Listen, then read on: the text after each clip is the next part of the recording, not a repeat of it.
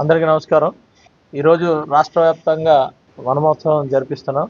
అయితే ఆంధ్రప్రదేశ్ రాష్ట్రంలో మళ్ళా ఒక మంచి వాతావరణం ప్రారంభమైంది. క్లీన్ అండ్ గ్రీన్ ఇవన్నీ కూడా ఈరోజు మళ్ళీ మొదలైంది ఆంధ్రప్రదేశ్ రాష్ట్రంలో.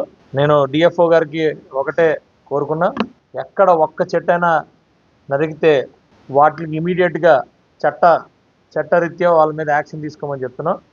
ముఖ్యంగా యలమంచిలి నియోజకవర్గం ప్రజలందరికీ కూడా నేను విన్నవించుకునేది ఏంటంటే, మొక్కలు చెట్లు వాటికి ఏమీ జరగకుండా చూసుకోవాల్సిన పరిస్థితి. రేపు అచ్యుతాపురం అనకాపల్లి రోడ్డు విస్తరణలో కానీ, అలాగే పరవాడ యలమంచిలి రోడ్డు విస్తరణలో కానీ ఎక్కడ కూడా ఒక్క చెట్టు కూడా కట్ చేయడానికి వీర్లేదనేది డిఎఫ్ఓ గారికి రిక్వెస్ట్ చేశాం. అలాగే ప్రతి సంవత్సరం మా పవన్ కళ్యాణ్ గారు పుట్టినరోజు నాడు సెప్టెంబర్ 2వ తారీఖు బ్రహ్మాండంగా పండగలా జరుపుకుంటాం. ఈరోజు పవన్ కళ్యాణ్ గారు పిలుపు మేరకు యలమంచిలి నియోజకవర్గంలో క్లీన్ అండ్ గ్రీన్ అలాగే మొక్కలు నాటే పరిస్థితి తీసుకురావాలి. అలాగే మునగపాకులో బ్లడ్ డొనేషన్ క్యాంప్ పెట్టారు. బ్లడ్ డొనేషన్లో కూడా నేను కూడా బ్లడ్ డొనేట్ చేయబోతున్నాం. అలాగే సాయంత్రం కూడా కొన్ని కార్యక్రమాలు ఉంటాయి. అది కూడా యలమంచిలి పట్టణంలో ఆ కార్యక్రమం ఉంటుంది. ఈ మధ్యకాలంలో అందరికీ ఫ్యాషన్ అయిపోయింది.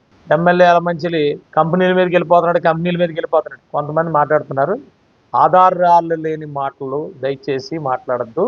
ఎమ్మెల్యే యలమంచిలి సుందర్ విజయ్ కుమార్ అనే వ్యక్తి 16 సంవత్సరాల నుంచి కఠోరమైన దీక్ష చేసి ఈయన ఎమ్మెల్యేగా గెలిచాం.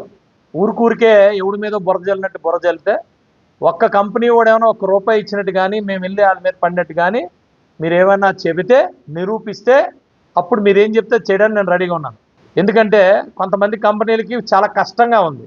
ఎందుకు కష్టంగా ఉందంటే, మొక్కలు పెంచండి, సేఫ్టీని పాటించండి, మా లోకల్ వాళ్ళకి ఉద్యోగాలు ఇవ్వండి, మా లోకల్ వాళ్ళకి ఉపాధులు ఇవ్వండి, మీరు పొల్యూషన్ జాగ్రత్తగా చూసుకోండి అని మనం కలిసినప్పుడల్లా చెప్తా ఉంటే ఒక బురద చల్లుతున్నారు.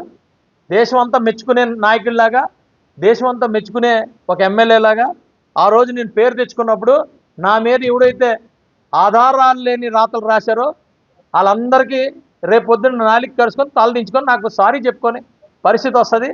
సబ్స్క్రైబ్ చేయండి, లైక్ చేయండి, షేర్ చేయంండి. మీ5 లోకల్ న్యూస్ ఛానల్.